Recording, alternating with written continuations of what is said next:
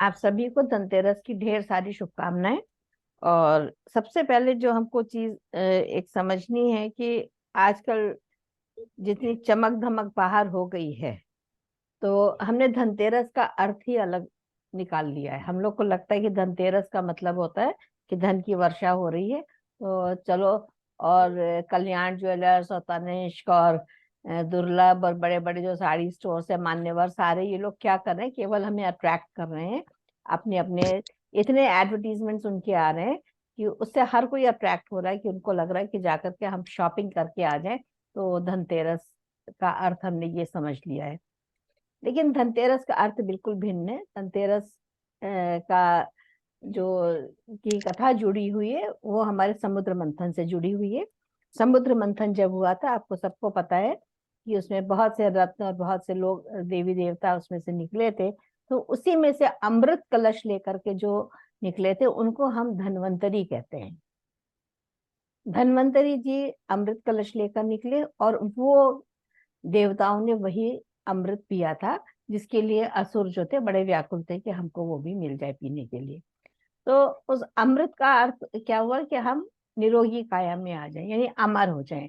तो आज कलयुग में हम अमर तो नहीं होंगे, लेकिन फिर भी हमारी क्या इच्छा होती है कि हमारी काया निरोगी रहे।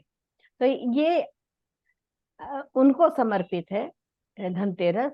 केवल शॉपिंग के लिए नहीं है, अपने आप को स्वस्थ कैसे हम रखें वो हमारे लिए अधिक आवश्यक होता है। इसीलिए दीप जलाए जाते हैं कि जो कुछ भी कीटाणु चारों तरफ है वो समाप्त हो। यानी मौसम जब बदल रहा होता है, तो इस बदलते मौसम में ये हर चीज जो है वो साइंटिफिकली प्रूवन है, और उसका कुछ ना कुछ सिग्निफिकेंस बराबर हमारे जीवन में रहता है। लेकिन हम लोग चीजों को शॉपिंग के साथ में हर चीज को कनेक्ट कर लेते हैं। तो उनका एक मंत्र है, वो मैं आपको बता रही हूँ। उसको आपको कहीं लिखना नहीं है, करना नहीं है, मैं आपको वैसे ही बता दे रही हूँ। ओम धन्वंतरे नमः। श्री धन्वंतरी स्वरूपाय श्री श्री श्री औषध चक्राय नारायणाय नमः। यानी औषधि से किस प्रकार से हम जुड़े हुए हैं। तो आज के दिन अगर हमें किसी को विश करना है तो अपने डॉक्टर फ्रेंड्स को करना चाहिए, क्योंकि उनके कारण हम निरोगी रहते हैं। या जो हीलर्स हैं, या जो एक्चुअली में हमारी जो मदद कर रहे हैं किस चीज में, हमारे निरोगी रहने में, तो हमें उन सबका दिल से शुक्रिया अदा करना चाहिए, उनके प्रति ग्रेटिट्यूड होना चाहिए कि आज उनकी वजह से हम सभी लोग निरोगी हैं। तो ये तो बात हो गई एक छोटी सी कथा के रूप में। तो अब इसी कड़ी में हम आगे बढ़ेंगे। जो उस दिन हम लोग लिख रहे थे, हमने बहुत सारे रोगों के बारे में बात करी थी, उसी में आगे कुछ हम 10 चीजें आपको और बताना चाहते हैं, वो भी आप नोट कर लीजिए। तो उसमें जो सबसे आज का पहला पॉइंट आएगा वो है खांसी। खांसी बहुत ज्यादा, जैसे ही मौसम परिवर्तित होता है हमें लगता है कि हमें खांसी आने लगती है। तो कॉफ उसको लिख लें, या आप खांसी करके उसको लिख लीजिए। तो उसका जो कारण होता है समस्या में, जो कॉज है, उसमें हम लिखेंगे खांसी या कॉफ। और रीजन में लिखेंगे, सॉरी, रीजन क्या होता है उसका, कि हम अपनी बात को कह नहीं पाते, यानी दूसरों के ऊपर फुफकारने की इच्छा। कैसे हम अपने क्रोध को दूसरे के ऊपर निकाल सके, मेरी तरफ देखो, मेरी बात सुनो। रीजन क्या होता है कि जब लोग हमारी बात को नहीं सुनते हैं, हम अपनी तरफ से अपने आप को टोटली ठीक से एक्सप्रेस नहीं कर पाते हैं, तो अपना जब हम क्रोध नहीं निकाल पाते हैं, तो हमारे अंदर खांसी पैदा होती है। ये इमोशन है। यानी इसका रीजन, जितने इसमें रीजन आ रहे हैं वो सारे इमोशन के साथ में कनेक्टेड है। इमोशनली जब हम अपने आप को एक्सप्रेस नहीं कर पाते, अपनी बात पूरी तरह से नहीं कह पाते हैं, ये उसका रीजन है। तो इसके लिए वैचारिक पैटर्न क्या है, कि हमें किस तरीके से क्या सोचना है, क्या हमारा थॉट प्रोसेस होना चाहिए। उस थॉट प्रोसेस में हमने क्या हम लेंगे, सकारात्मक ढंग से मुझे लिया जाए, यानी people should take me positively. लोग मुझे सकारात्मक ढंग से लें, मेरी प्रशंसा भी करें और मुझे प्यार भी दें। मुझे प्यार मिले, मुझे प्रशंसा मिले, तब ये जो हमारे अंदर का इमोशन जो ट्रिगर हो गया है इस समय, वो हमारा इमोशन जब पूरी तरह से सेटिस्फाई हो जाएगा तो ऑटोमेटिकली खांसी हमारी रुक जाएगी। ये केवल सीजनल नहीं होता है, इसका जो नॉन स्टॉप आती ही रहती है। हम लोग कहते हैं ड्राइनेस कफ में हो गई है, थ्रोट में है, या हम लेटे हैं, या पंखे की हवा है, जैसे मैं भी कहती हूँ कि पंखे की हवा से मुझे बहुत प्रॉब्लम होती, तो वो तो एक्सटर्नल एक वजह होती है। इंटरनली जब आती है तो वो ये है कि लैक ऑफ लव। क्लियर? लिख लिया सबने? मीना जी आप लिख रहे हो? ये वाला दोबारा बता दो आप थॉट। अच्छा, इसका थॉट है कि हमें जब प्रशंसा नहीं मिलती है, मेरी बात सुनो, जैसे हम कहते हैं ना मेरी बात सुनो, मेरी तरफ देखो, लोग नहीं देखते हैं, आपको इग्नोर कर देते हैं। कई बार ऐसा होता है ना कि हम अपने, इवन हम अपने स्पाउस से भी बात कर रहे होते हैं, अपने बच्चों से, अपने पेरेंट्स से भी हम बात करते हैं, तो वो कहते हैं टाइम नहीं है, रुक जाओ अभी। तो हम बार बार क्या कोशिश करते हैं, मेरी तरफ देखो तो मेरी बात तो सुनो, बट वो नहीं सुनते हैं। तो ये एक इमोशन जो होता है वो हमको बहुत हर्ट करता है, हम अपने आप को एक्सप्रेस नहीं कर पा रहे, इस वजह से ये हमें खांसी की प्रॉब्लम होती है। Got it? आगे बढ़े। नेक्स्ट हमारा आता है डायबिटीज, जो आजकल बहुत ही ज्यादा बहुत ही कॉमन हो गया है। तो ये इसका मूल कारण देखिए, अब यहाँ पर इमोशन हमारा क्या आ रहा है, ऐसा हो सकता था कि चाहत, ऐसा हो सकता था। अगर आज हम जिस परिस्थिति में हैं तो हमारे अंदर एक क्या थॉट हमेशा आता है, अगर ऐसा होता तो ये होता है। एक निरंतर हमारे अंदर थॉट चलता रहता है। नियंत्रण रखने की जबरदस्त जरूरत है। यहाँ पर हमें अपने इमोशंस को कंट्रोल करना है, क्योंकि हम अपने इमोशंस को कंट्रोल नहीं कर पाते और निरंतर हमारे अंदर क्या चलता है, ऐसा हो सकता था। यानी हम पास्ट से टोटली कनेक्टेड हैं, हम पास्ट से निकल नहीं पा रहे हैं। उससे नहीं निकल पाते तो क्या होता है, हमको बहुत गहरा दुख पहुंचता है। वी आर ऑलवेज अनहैप्पी, गहरा दुख हमको मिलता है और जीवन में कोई भी मिठास नहीं बाकी रहती है। जब हम इस फ्रस्ट्रेशन में रहते हैं कि हम, अगर ऐसा हो सकता था, नहीं हुआ, इसलिए हमको अपने ऊपर क्या करना है, नियंत्रण रखना है। जो गहरा दुख हमको उस चीज का लगा है उसको छोड़ना है। और हम क्या दूसरा सोचते हैं, कोई मिठास तो हमारे जीवन में है ही नहीं, हर समय हम फ्रस्ट्रेटेड रहते हैं। तो अब इसके लिए हमें थॉट क्या क्रिएट करना है, ये तो उसके रीजन हमने आपको बताया, ये रीजन है डायबिटीज होने का। तो अब आज हम क्या कर सकते हैं, क्योंकि अब तो हमको आ गया है ये प्रॉब्लम, तो ये क्षण खुशी से भरपूर हो, जो इस समय जो हमारा पल है इसके अंदर पूरी हैप्पीनेस हो, यानी करंट मोमेंट में जीना खुश होकर के। अब मैं आज उस मिठास को अनुभव करने का चुनाव करता हूं। Now I want to experience that sweetness. आज मैं उस मिठास को अनुभव करने का चुनाव कर रहा हूँ कि मुझे, आई एम, मतलब हम उसको चूज कर रहे हैं लाइफ में, कि जो चीज हमको दुख हो चुका है इतना ज्यादा, उस दुख को छोड़ करके हम उस मिठास को अनुभव करना चाहते हैं। लेकिन वो कैसे करेंगे, when we will choose that, हम उसके लिए मेंटली हम रेडी हो जाएंगे, तभी हम उसको चूज कर सकते हैं। ठीक है? फिर कान में दर्द, देखो बच्चों को अक्सर क्या होता है, कान में दर्द होता है।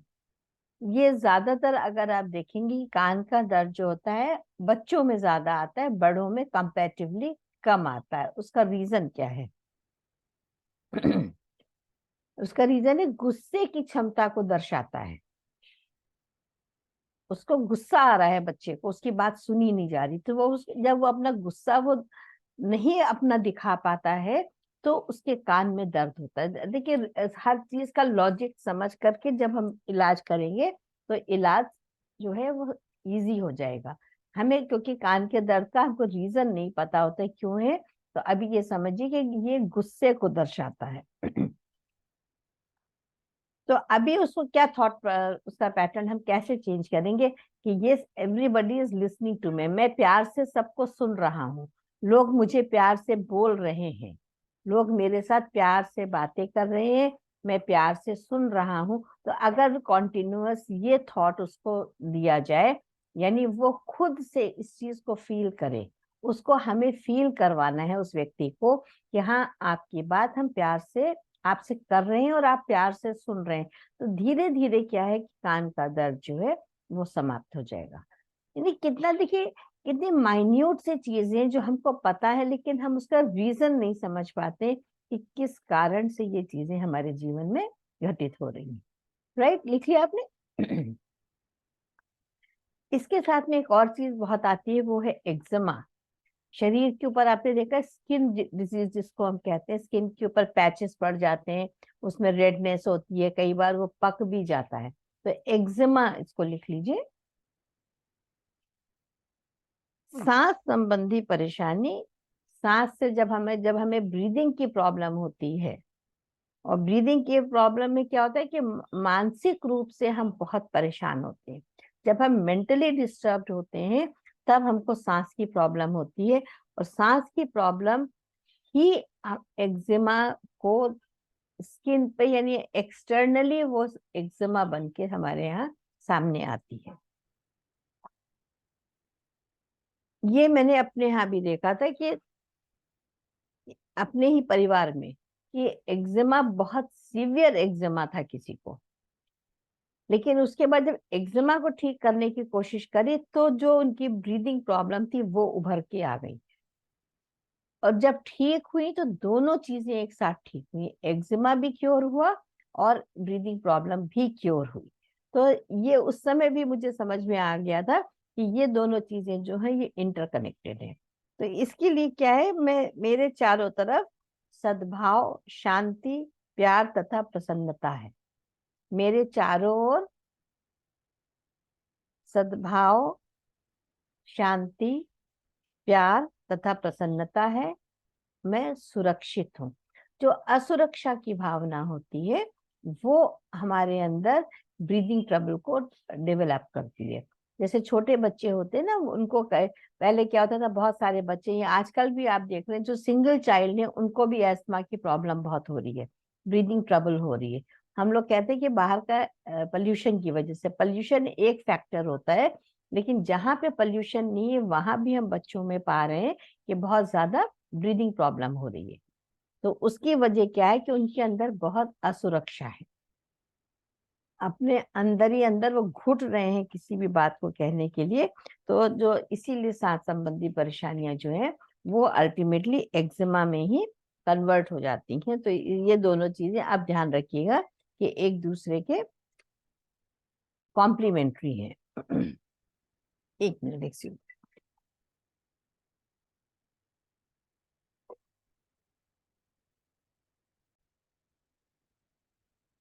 इसके बाद नेक्स्ट जो हम लेंगे वो है कैटरैक्ट।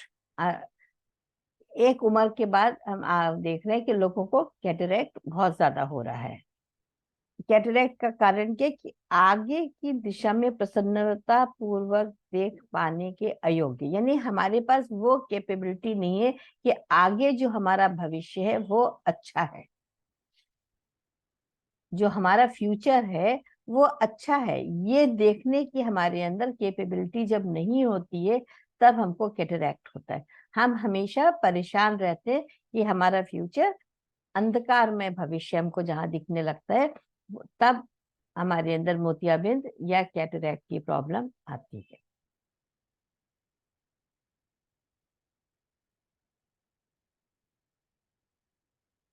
थॉट प्रोसेस फिर वही पॉजिटिव कहलाना है कि जीवन शाश्वत है तथा खुशियों से भरपूर है।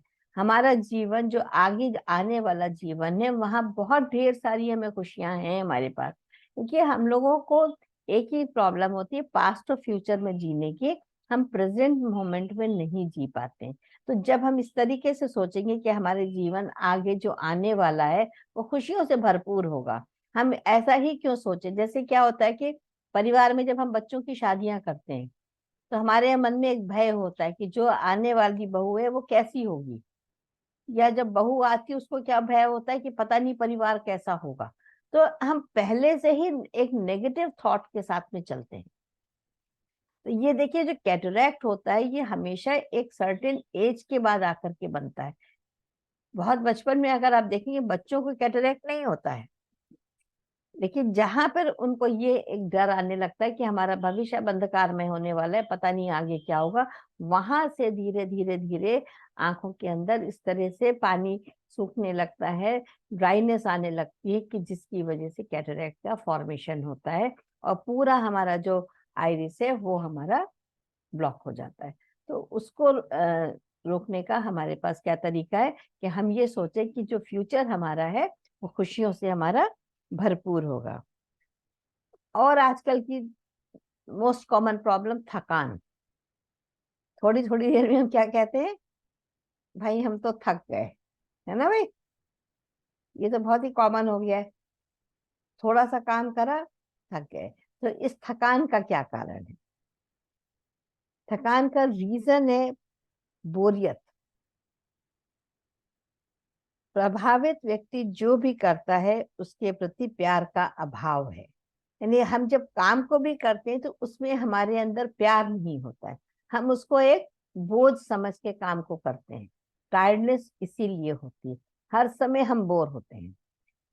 किसी से भी आप बात करिए, भाई बहुत ही बोर हो रहे हैं, तो बोर हो रहे हैं तो क्या करें, चलो थोड़ी देर बैठ के पंचायत कर रहे हैं, गप मार गए। तो हम तो हमारी बोरियत थोड़ी देर के लिए तो दूर हो सकती है। और दूसरा क्या है कि हम जिस भी कार्य को करते हैं उसमें हम अपना दिल नहीं देते हैं, हम केवल उसको उस कार्य को बोझ समझ के कहते हैं, भाई ये तो करना ही पड़ रहा है, मेरा काम थोड़ी कि मैं करूं, फिर भी मुझे करना पड़ रहा है। जब इस तरह की सोच हमारे अंदर आ जाती है तो प्रॉब्लम होती है, तब हमको बहुत थकान होती है। और खुद से भी आपने महसूस किया होगा कि जो काम हम खुशी खुशी करते हैं उसमें कभी भी हमको थकान नहीं होती, जिस काम में हमको रस आता है उसमें हमको थकान नहीं महसूस होती है। लेकिन अगर खाना बनाने का मन नहीं और खाना बनाना पड़े, ये हम समझ लें कि सर्वेंट हमारे यहाँ खाना बना रही है या हमारी बहू बेटियां खाना बना रही हो, जिस दिन हमको बनाना पड़ जाए, हमारी इच्छा नहीं है, बिना इच्छा के हम गए, उसके बाद हम आके भैया थक गए, बहुत ही थकान हो गई। और अगर कोई अपने मन से आप कोई डिश बनाने गए तो आपको, आप कभी भी आके नहीं कहोगे कि हम थक गए।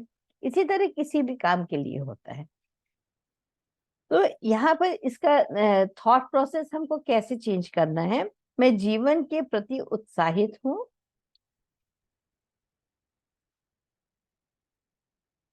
तथा ऊर्जा और उत्साह से भरपूर हूँ। बहुत सारी एनर्जी मेरे अंदर है and I am very enthusiastic. मैं जो भी काम को कर रहा हूँ उसमें बहुत ही मेरा एंथुजियाज्म है और मैं प्यार से उस काम को कर रहा हूँ।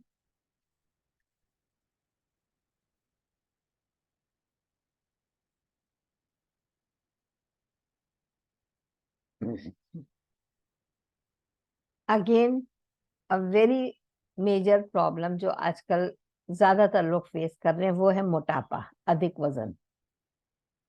सारा वजन जो आता है नॉर्मली जो आता है तोंद पर आता है, पेट पर आता है। जो हमारे, अगर आप देखेंगे कि ज्यादातर कहाँ पर आता है चर्बी, कहाँ पे आती है, पेट के ऊपर चढ़ती है। तो पहली चीज तो ये कि मोटापा क्यों होता है, कि बहुत अधिक जब हम भावुक होते हैं, इमोशनली हम बहुत वीक होते हैं। डर हमारे ऊपर हावी हो जाता है, हमको सुरक्षा की जरूरत होती है।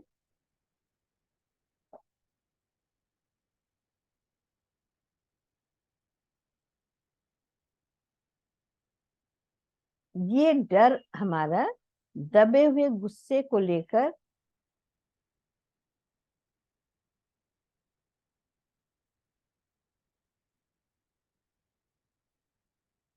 या माफी देने की भावना के प्रति प्रतिरोध को लेकर भी हो सकता है। यह डर दबे हुए गुस्से को लेकर या माफी देने की भावना के प्रति प्रतिरोध को लेकर भी हो सकता है। एक- तो इसके और दूसरा जो हमारे जो पेट बढ़ जाता है, यानी जो जितना भी हमारा वजन पेट पे बढ़ता है, उसका क्या कारण है कि पोषण से इनकार होने पर गुस्सा। यानी जब हम खाना खाने बैठते हैं तो हमें गुस्सा आ जाता है कि जो पोषण हमको मिल रहा है, पोषण से इनकार होने पर गुस्सा, यानी हमें गुस्सा क्यों आ रहा है। खाना देखते ही हमें गुस्सा आ रहा है, तो वो खाना हमें लगेगा ही नहीं, हमारा पोषण कैसे होगा।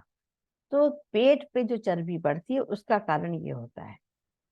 तो इसमें क्या हम अपने आप को कहेंगे कि मैं हमेशा सुरक्षित हूँ, मैं विकास करना चाहता हूँ,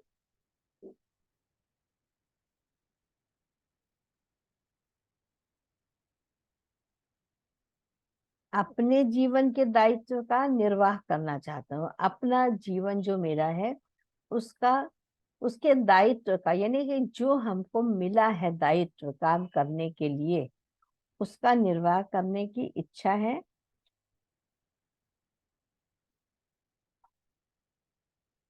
मैं दूसरों को माफ करता हूँ। माफ अगर आप नहीं कर पाएंगे तो मुश्किल हो जाती है।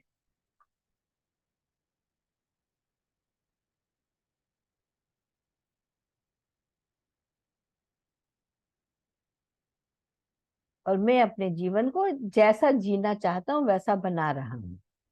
मैं अपने जीवन को जैसा जीना चाहता हूँ वैसा बना रहा हूँ।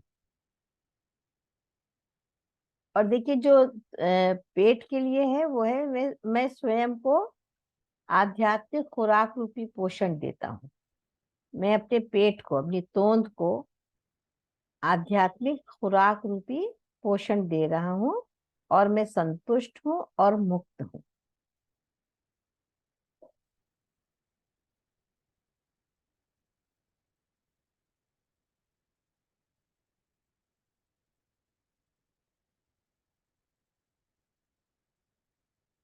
आध्यात्मिक पोषण हमें कैसे मिलता है, जब हम मेडिटेशन करते हैं, जब हम स्पेशली जब ग्रुप मेडिटेशन करते हैं साथ में बैठ के, उसमें फर्क पड़ता है।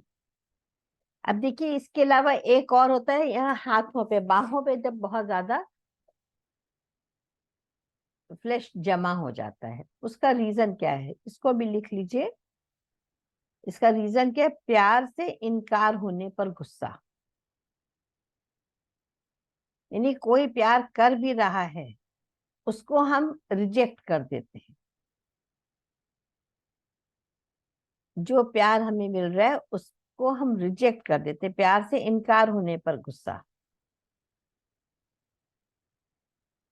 तो इसके लिए हम क्या थॉट क्रिएट करेंगे, जिससे हमारे हाथों पर जो बहुत ज्यादा फ्लैश जमा हो गया है उसको हमें रिलीज करना है। उसको हम कैसे रिलीज करेंगे कि जितना भी प्यार मैं जीवन में चाहता हूँ,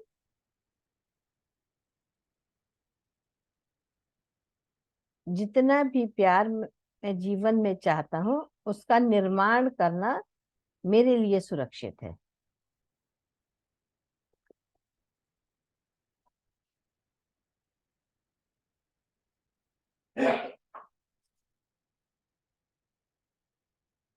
तो इससे क्या होता है, देखिए जो भी थॉट्स हम क्रिएट कर रहे हैं, ये थॉट्स ही हैं जो हमारे अंदर जो केमिकल डिसबैलेंस जो कहते हैं, जो हार्मोनल डिसबैलेंस होता है, केमिस्ट्री पूरी बॉडी की हमारी मेटाबॉलिज्म चेंज होता है, उसका रीजन यही होता है कि हम नोइंगली अननोइंगली हम ऐसे थॉट्स को हम क्रिएट करते चले जाते हैं।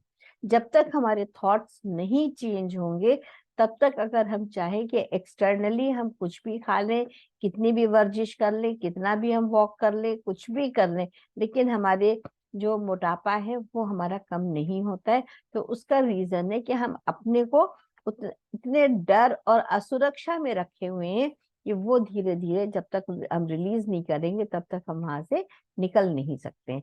तो इसलिए इस बात पे बहुत ध्यान देने की जरूरत है, बजाय कंप्लेंट करने के कि मेरा मोटापा किसी भी चीज से कम नहीं हो रहा है। अगर हम अपने थॉट पैटर्न्स पे काम करेंगे तो ग्रेजुअली वो आपका डिक्रीज होना शुरू होगा। ये नहीं कि आज आपने सोचा कि हमने फॉरगिवनेस कर लिया तो वो एकदम से हो जाएगा, क्योंकि इतने दिन से वो एक्यूमुलेटेड है। तो बहुत स्लोली स्लोली स्लोली वो जा करके वो आपको कम हो जाएगा। लेकिन उसके लिए हमको प्रयत्न करना पड़ेगा। इसके बाद जो हमारे स्टोन्स बन जाते हैं, पथरी, गॉल ब्लैडर में बन गया, किडनी में बन गया, तो ये जो स्टोन फॉर्मेशन होता है ये किस कारण से होता है? कड़वाहट, हमारे अंदर किसी भी कारण से कड़वाहट भरी रहती है, कठोर विचार, तिरस्कार, लोग हमारा तिरस्कार करते हैं, और इसके साथ में है गर्व का भाव। देखिए ये यानी कितने एकदम ऑपोजिट चीजें आ गई। गर्व का भी विचार, कठोरता, तिरस्कार। जब कोई हमें बराबर किसी बात पे तिरस्कार हमारा करता है, या जीवन में हमारे अंदर बहुत सारी कड़वाहट भर गई हो, या हमारे अंदर ईगो आ गई हो, वो ईगो बहुत सटल होती है, हमको पता नहीं चलती, हम समझ ही नहीं पाते कि कब हमारे अंदर ईगो आ गई। तो इसके लिए हमें क्या करना है? अतीत को खुशी खुशी छोड़ना पड़ेगा। जो हमारा पास्ट है, जिसकी वजह से हमारे अंदर ये सारी भावनाएं आ गई कि उन्होंने मेरा बहुत अपमान किया, उन्होंने मेरा बहुत तिरस्कार किया। अपमान से भी ज्यादा तिरस्कार क्या होता है ना, किसी को बुला करके आप उसको बिल्कुल ह्यूमिलिएट कर दें, वो तिरस्कार होता है। तो हमारे जीवन में कभी कभी ऐसे पल हर एक के जीवन में आते हैं कि हम तिरस्कृत महसूस करते हैं। तो वो एक जो इमोशन होता है वो बहुत डीप रूटेड होता है। अपमान तो हम भूल जाते हैं, लेकिन तिरस्कार को भूलना बहुत मुश्किल होता है। तो वो अतीत को खुशी खुशी छोड़ना, जीवन मधुर है, और वैसा ही जैसा मधुर जीवन है वैसा ही मैं भी हूँ। जैसा मधुर जीवन है वैसा ही मैं भी हूँ। और इसके बाद हम बुखार को लेंगे, फीवर को। ये फीवर एक्चुअली क्या होता है? फीवर एक सिम्टम होता है किसी दूसरी प्रॉब्लम का, जो हमारे अंदर पनप रही होती है कोई दूसरी प्रॉब्लम, उसका वो एक हमारा रीजन होता है, वो हमको शो करता है कि हाँ अंदर हमारे कोई इन्फेक्शन है। तो बुखार के क्या कारण होते हैं? फिर से गुस्सा, या अंदर से हम भभकते रहते हैं कि ये क्यों हो गया, क्यों, एक प्रश्न चिन्ह हमारे अंदर बना रहता है। तो उसके कारण से गुस्सा जो हमारा होता है वो फीवर को दर्शाता है। इमोशन क्या आया यहाँ पर? गुस्सा। तो इसको हम कैसे चेंज करेंगे? मैं शांत और प्यार की शाश्वत अभिव्यक्ति हूँ, एटर्नल लव मेरे अंदर है। इसको हम कह सकते हैं एटर्नल लव। मैं शांत और प्यार की शाश्वत अभिव्यक्ति हूँ, यानी मेरे अंदर केवल प्रेम ही प्रेम है। उस प्रेम को मुझे समझना है, और किस प्रकार से इस प्रेम से मुझे में ही रहना है, अपने लिए भी और दूसरों के लिए भी। तो जब हम अपने इमोशंस पे काम करेंगे, तभी हमारे अंदर जो इस तरह की बीमारियां हैं वो दूर होंगी। हम लोग क्या कोशिश करते हैं कि फिजिकली हम दवा खा लेते हैं, या हम लोगों से बहुत सारी बातें करते, तरह तरह के नुस्खे अपनाते, एनवायरमेंट को हम दोष देते हैं। लेकिन अगर प्रकृति को आप देखें तो वो हमें हर चीज धीरे धीरे मुहैया कराती है, हर चीज हमको मिल सकती है। और अगर हम प्रकृति से सीखें तो हम अपने इमोशंस को कंट्रोल कर सकते हैं। हम सीख सकते हैं कि जो चीजें हमको बहुत तकलीफ दे रही है, वो हम अपने चारों तरफ अगर नजर उठा के देखें तो हमें समझ में आ जाएगा कि इसमें कोई ऐसी बहुत बड़ी प्रॉब्लम नहीं थी जिसको हमने इतना बड़ा इशू बना लिया है। और उसमें सबसे बड़ी चीज आती है हमारी ईगो। अगर हम अपनी ईगो को आप पूरे सब जितने भी अभी हमने पॉइंट्स लिखे आप देखेंगे तो सब जगह क्या चीज आ रही है? हमारी ईगो। अगर ईगो को हम अपना शांत कर लेंगे तो ग्रेजुअली क्या होगा, और इमोशंस अपने आप धीरे धीरे हमारे पैसिफाई होंगे, और हम एक अच्छी सुंदर लाइफ को लीड कर सकते हैं। तो इसको आज हम यहीं पे समाप्त करते हैं। वासुदेवाय धन्वन्त्रये अमृत कलश हस्ताय सर्वामय विनाशनाय त्रैलोक्यनाथाय श्री महाविष्णवे नमः। सारा रोग हमारे शरीर से दूर होता जा रहा है धन्वंतरी जी की कृपा से। ये भाव निरंतर मन में बनाए रखें। ॐ नमो भगवते वासुदेवाय धन्वन्त्रये अमृतकलशहस्ताय सर्वामय विनाशनाय त्रैलोक्यनाथाय श्रीमहाविष्णवे नमः।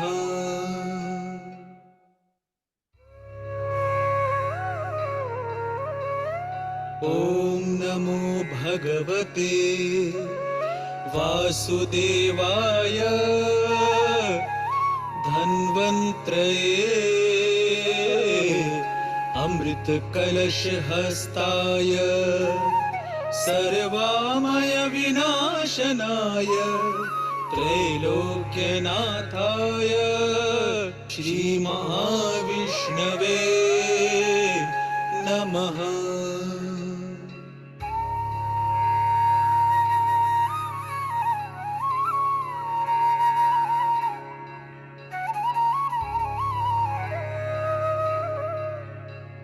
सारा ध्यान श्वासों पर।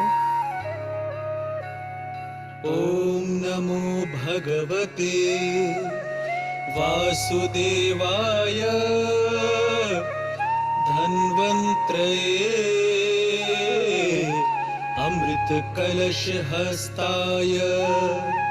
सर्वामय विनाशनाय त्रैलोक्यनाथाय श्रीमहाविष्णवे नमः।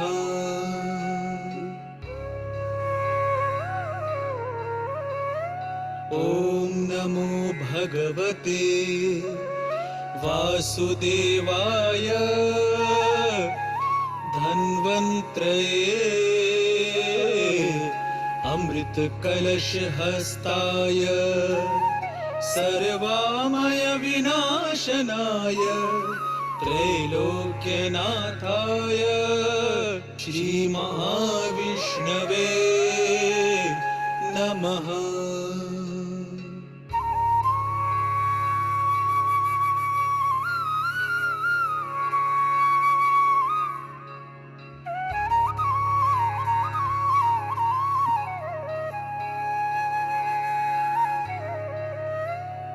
ॐ नमो भगवते वासुदेवाय धन्वन्त्रये अमृतकलशहस्ताय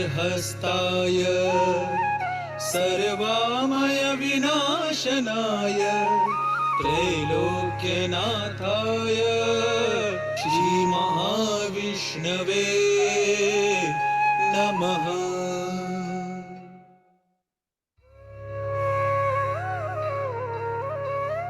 ॐ नमो भगवते वासुदेवाय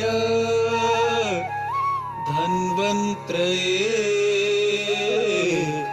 अमृतकलशहस्ताय